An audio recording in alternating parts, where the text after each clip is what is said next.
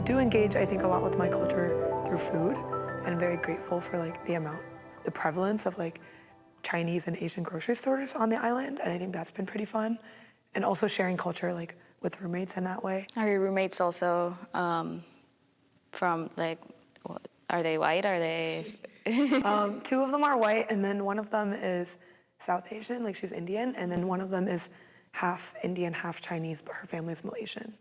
So it's like half and half. Hi, I'm Hannah. I also use she, her pronouns. I'm Chinese American, and I moved to Canada this past September, so about 3 months. I think talking to roommates is really interesting because you find a lot in common with like all kinds of like POC people that you didn't even know. Like I have one white roommate and one Indian roommate as well, and I find that there's a lot of difference between Hispanic and Indian culture, but I feel like the way that we were raised is more similar than the way me and my white roommate were raised as.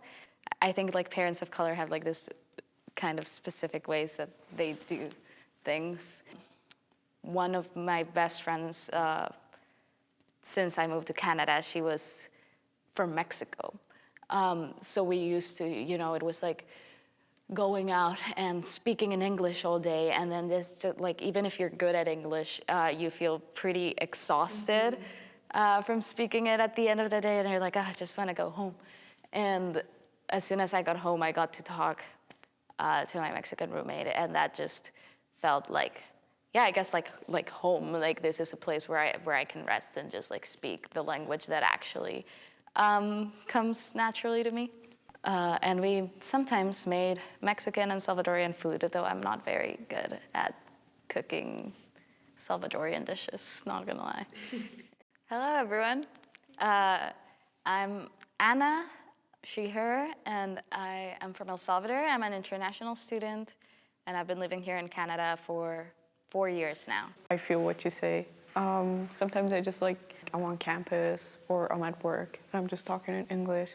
I'm like, oh man, I think my English is like, I'm kind of getting tired of it. I just want to go home. I want to talk to my partner in Farsi, and I want to just chill. I'm Deanne. I am from Iran. I use she, her pronouns. I'm also an international student. I've been here for almost 3 years now. Because sometimes it's like, you don't feel like you're bad at English. You're like, okay, I'm holding this conversation pretty well, but it's just like way more like mental strain. Yeah, exactly. Yeah. I think it fades away with the years though. Maybe I'm just forced to not feel as tired with it, or I guess your brain just gets used to it. But now that I live with 2 roommates that both speak English, that place still feels like home, and I feel really comfortable talking to them and just kind of like that I can chill. But I also moved with them like in the past year and a half, and I feel like if I had moved like straight into an all English speaking household as soon as I moved to Canada, I would have like struggled a little more. Definitely.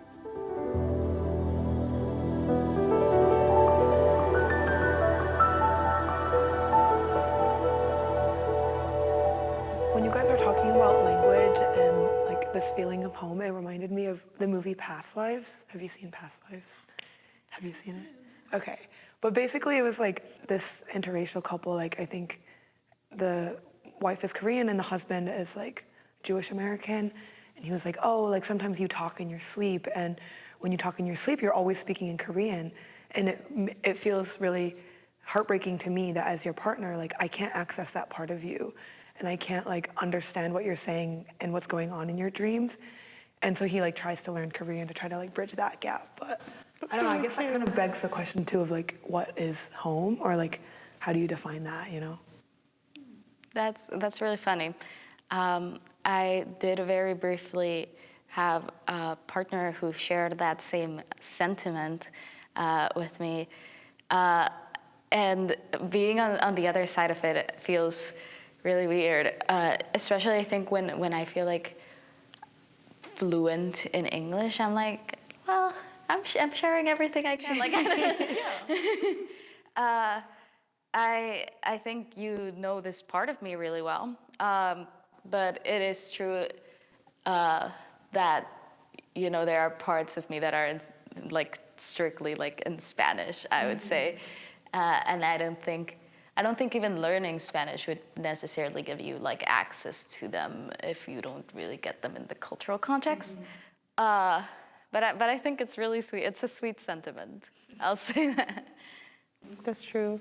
I was actually having this conversation with my partner about like how we couldn't really, I guess, connect with people if like the other person was not Iranian also.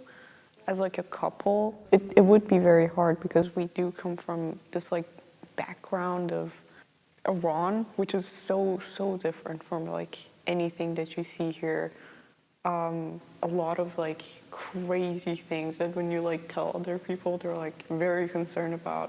Like if you live through that, there was no way you can like be in a relationship with someone who's like who hasn't really experienced that, I guess, if that makes sense.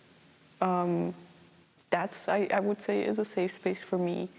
We kind of like talk about school and like how hard it was to like go to school, how different it was and is to this day. And I usually feel comfortable talking about it. I don't know if other people are comfortable hearing about it, which is kind of a like crazy thing. Sometimes I gotta like stop myself from saying something because I don't want to, as I said, I don't want to like bring down the mood. I don't want to be like, oh, you know, this thing happened to us at school. Do you want to share like some of that? Yeah. So you know, in Iran, wearing a hijab is mandatory. You first of all, you go to an all-girls school. You always get checked for a lot of things. Like you're like under constant surveillance, kind of, and you really can't like have any hair out. You can't really have your nails longer than like a specific length.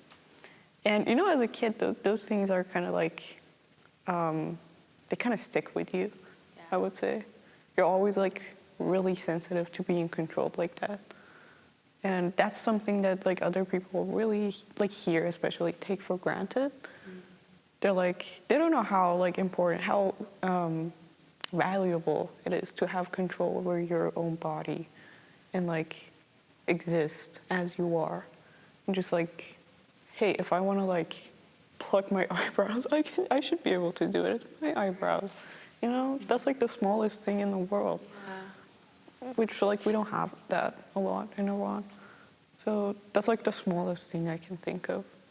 It's still a really big thing. It's like that like level of scrutiny that always Exactly. kind of with you.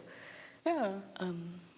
I mean, I can't say that it was like that in El Salvador at all. I do think the culture is more conservative than it is here in Canada. Like, for example, you know, we wore a uniform as well, and we weren't allowed to wear makeup, and we weren't allowed to like paint our nails, and we weren't allowed to like dye our hair crazy colors either. You know, people who had tattoos only had like the tiniest like little tattoo, and they would still like everyone would talk about that. But it's still,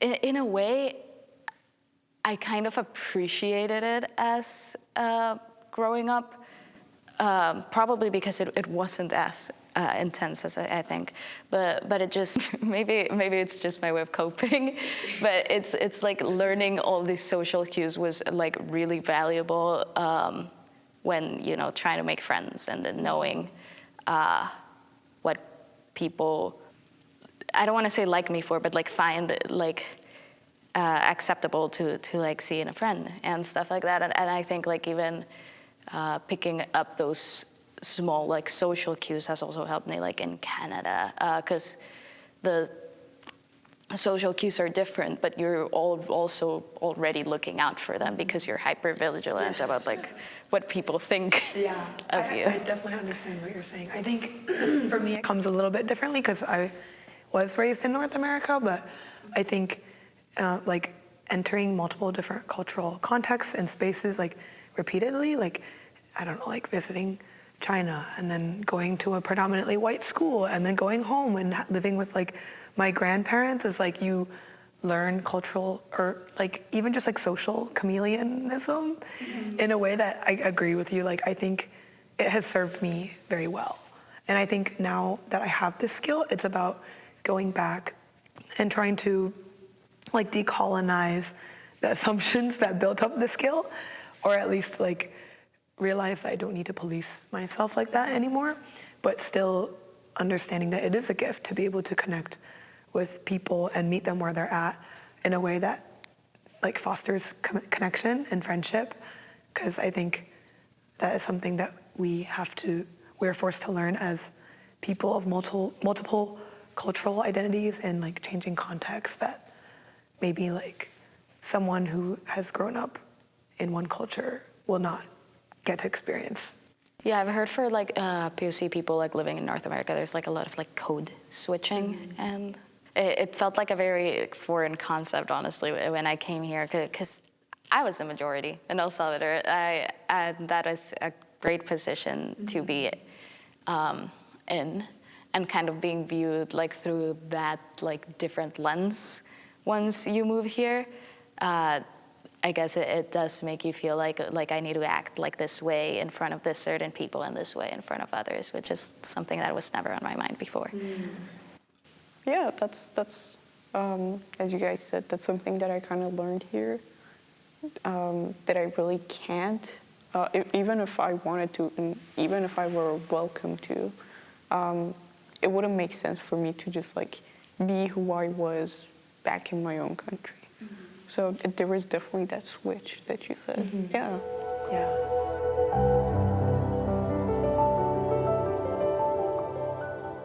Do you guys feel like as people that have like relocated and you're somewhere like more along the lines of like, I guess like cultural fusion, do you feel a sense of loss like the longer that you stay here because you feel less connected with your home country? Yes. I notice it when I go back home, because I try to go back home every summer and every Christmas. And I always grew up like speaking Spanglish, because my school was like an all English school. All my subjects were in English. But I go back now and they're like, you're speaking in Spanish like you're speaking English. Like the way that your sentences are structured are the way they would be structured in English, not in Spanish. Like, why are you speaking weird? Is what I've been told. And yeah, just like sneaking in like more, like the Spanglish is now more English heavy than Spanish heavy maybe at times. And people notice, my parents notice. My sister, who lives in Spain, so she gets to talk a lot more Spanish than me, noticed too. And yeah, I think even like between ourselves, like talking to other classmates and other friends of mine who have also gone international to other English-speaking countries, we come back and we're like, oh, I hate how much English I'm speaking right now. Yeah, I kind of find myself forgetting some words in Farsi sometimes. And like that kind of embarrasses me, because I'm like, what's this word?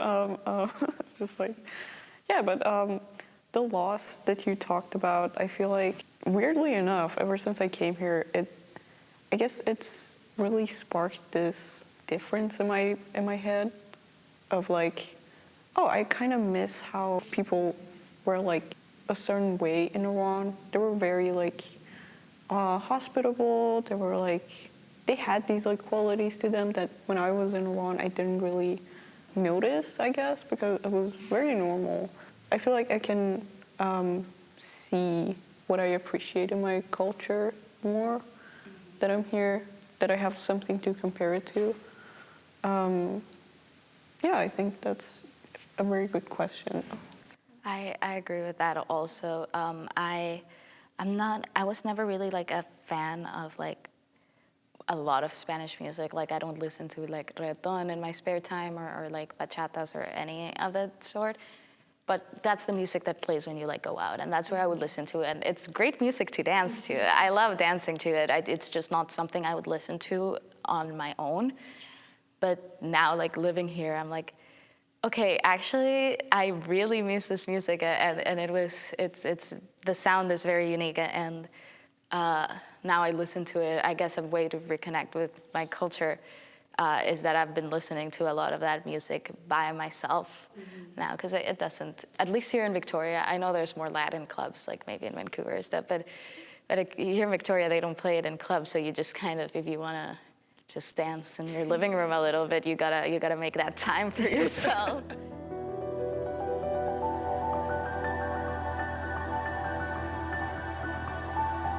The reason I asked that question is because, like, my mom talks to me a lot about, like, I don't know, everything. You know how immigrant parents are, but like, she was like, yeah, like I feel so caught in between two worlds, and now that she spent like 20 years in the U.S. and like, you know, moved from China when she was like mid-20s, it's like 50-50, right? And it's like, well, I don't feel like I fully fit in anywhere, and yeah, I don't know. I wonder, obviously there's a sense of loss there where you kind of feel like a permanent nomad, but then I think there is something beautiful and like treasurable to be gained out of that too.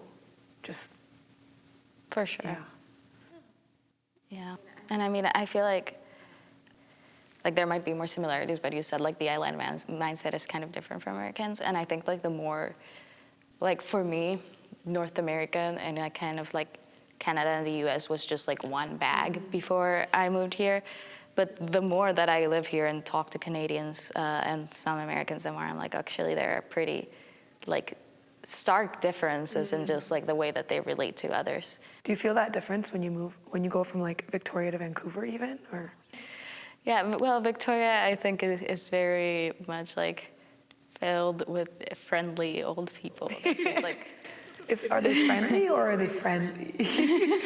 who knows? I've had a lot of them spark conversations just like in random bus stops, which is, you know, it's nice. Sometimes, I don't know, it really strikes, there's a really weird balance because it's like, yeah, Canadians are nice, but they're also cold in this way. That's the best way that I could describe it, because I think Latinos, or at least Salvadorians, we're a little meaner with our humor and, you know, a lot of jokes at the expense of others and stuff like that, but we're also really warm and we'll take in people like really quickly and friendships will form quite fast. Well, here, like, Canadians are nice and they'll strike a conversation with you and then you won't hear from them like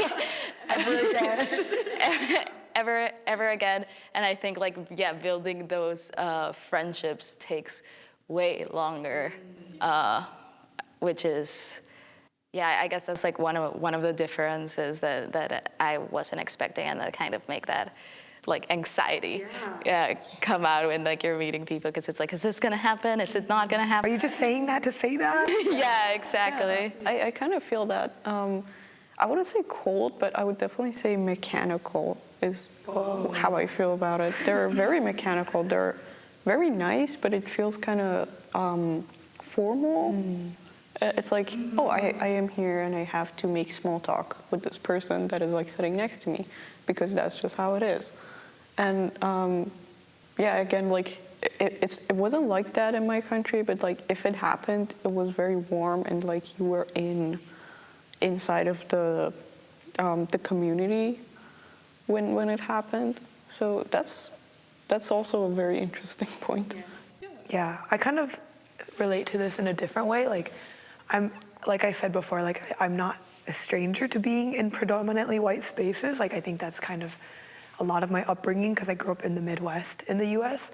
But I think one thing I've really come to be proud of actually is like Midwestern charm, is what we like to say. Like people in the Midwest are very kind and they're very warm, and like people at the grocery, like mothers at the grocery store would like compliment me in like the pasta aisle when I was just like minding my own business. Like those kinds of interactions, you know? And like even if politically I don't agree with everyone in the Midwest, like it's a very politically divided place, I think that there's a genuine kindness behind Midwestern charm.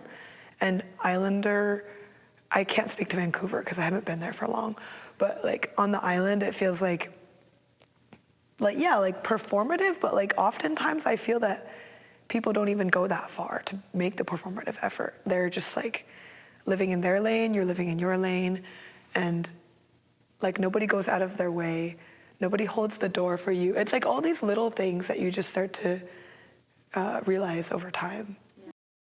Well, here in Victoria, everyone thinks the bus driver, and in Vancouver, nobody thinks the bus driver.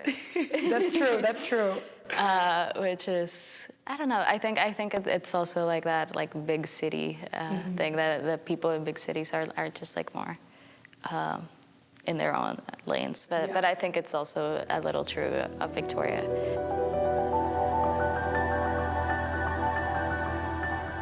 That reminds me.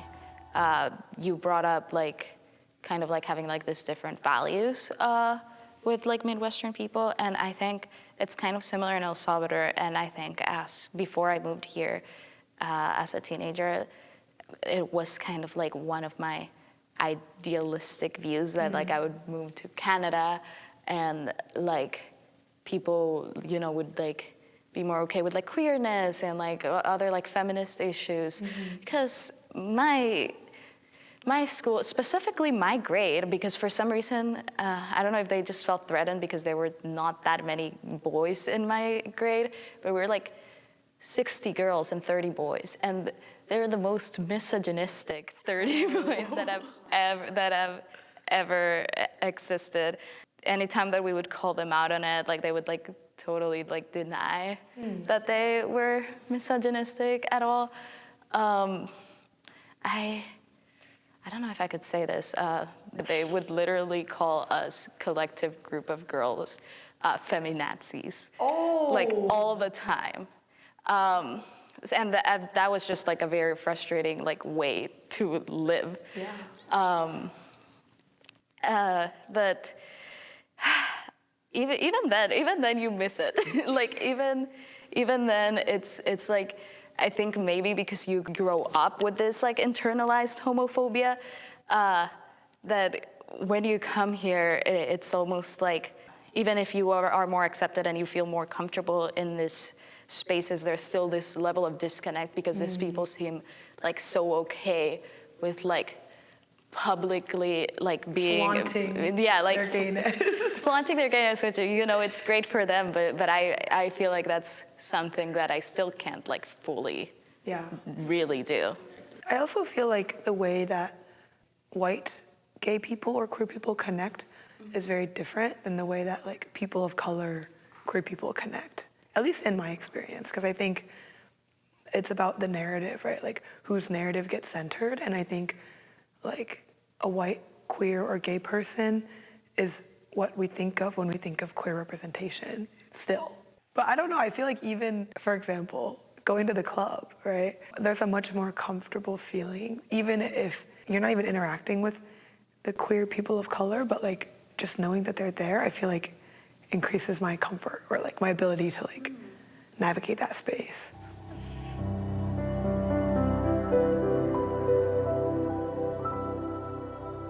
I think not enough conversations like this are being had, and it was really cool to connect with people that are so different but so similar to me. Yeah, I think it's really like a great exercise in building like collective humanity. Honestly, it was really refreshing. I always find that the more I talk to like international people or like people who grew up in like different cultures that isn't like the predominantly like white Canadian culture, that we have a lot more in common that we might think, despite like growing up in like completely different places. So hearing those perspectives is always really refreshing. Honestly, talking to Hannah and Anna, I feel like I do want to do this more often, because it's very comfortable for me to just like be in a space where I can talk to them. I definitely haven't been doing it as much as I wanted before. I guess I just never had the right people to do that with, to just like kind of open up about that kind of stuff. I like digging into these more like meatier, like deeper conversations. But I think it doesn't always happen right away. And I think the unique thing about this is that these are like relative strangers that you're really immediately just connecting with on a deeper level. I feel like recently I've been having a lot more of these conversations, but they're not really things that happen organically. I think that because I have been thinking about it a lot, I've been bringing it up to my friends, and it usually always just ends with them being like, yeah, that's interesting. I never thought about it that way. So having dialogue with other people who share that experience is kind of unique to this space. People in this space are much more attentive because there's an intentionality behind it, whereas when it's organic, maybe you're not all on the same page or like following the same intention about having the conversation. And I think sometimes you reach a certain point and people you'll be conversing with are like, okay, that's enough heaviness for me. Like, I know a lot of people can't relate to what I say as like someone who's coming from a third world country. A lot of people are just not really familiar with the struggles and like what you have to sacrifice to just be here. It's not something that I can just talk to other people and like talk to my friends about. Again, I am kind of always afraid of coming off as like insensitive, which is something that I really notice a lot here, especially from, interestingly enough, like more Canadian, like white Canadian people. They're very, very sensitive about everything. I do find myself, if I'm around those people, I kind of just like choose not to get into it a lot because they usually have a lot of opinions coming from their own perspective, and they're not really willing to see where I'm coming from. I guess they're afraid of saying the wrong thing too. I don't know, it creates this like relationship between me and my white Canadian friends. We never get that deep. We just like kind of talk about our interests and that's it. I think these kinds of conversations don't happen for a lot of people because, yeah, we live in a predominantly white city, so it's not like something that is like in the front of people's minds. Sometimes you just like meet people who really don't care about that, not in like a malicious way. They're not like trying to be mean or ignorant, but they're just like, it doesn't affect them, so they really don't care about it. And you know what, maybe if I was in their shoes, I wouldn't care either.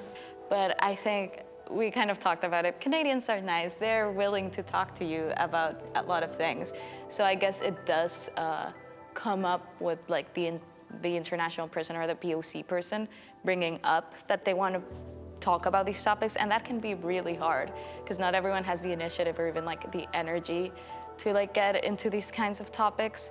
But sometimes it's just what you gotta do. But you know, being invited to these spaces is definitely like encouraging. I do have a little bit of social anxiety, but I feel like it wasn't really here when I was talking to them. I really enjoyed it, and I feel like I kind of got to hear other people's experiences. Thank you. Give me a hug. Oh.